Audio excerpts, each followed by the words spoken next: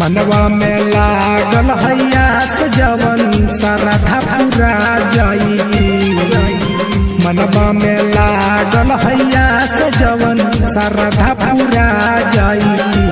आसो धूम धाम से करब छठ पूजा जावा सजनवा घरे आ जाई।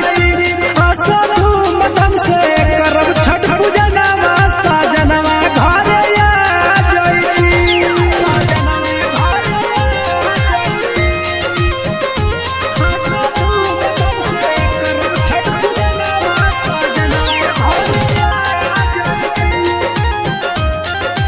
बोली बोली छठी मैया की।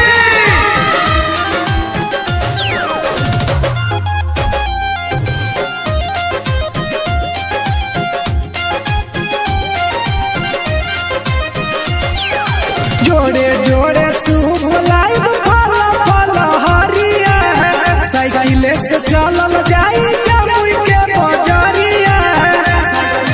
ये जी सुना। जोड़े जोड़े सूप लाइब फल फल हरिया। साइकिल से चलल जाई जमुई के बजरिया।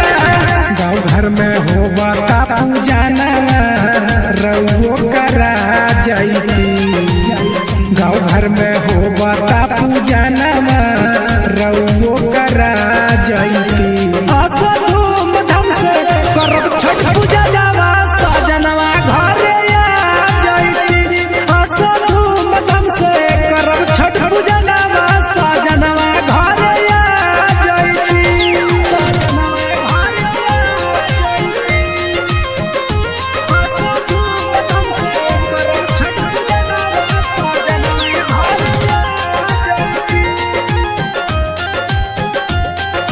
बोली बोली छठी मैया की।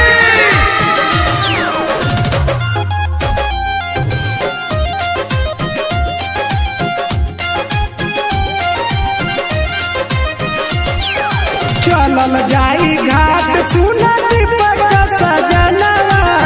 छठी माई से मांगल जाई सुनर ललनवा।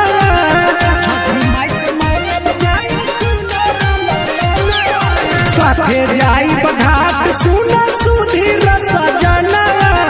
छठी माई से मांगल जाई सुनर ललनवा। खरना से पहले आई हबीर सतिया परना में चल जाई। खरना से पहले आई हबीर सतिया परना होते चल जाई।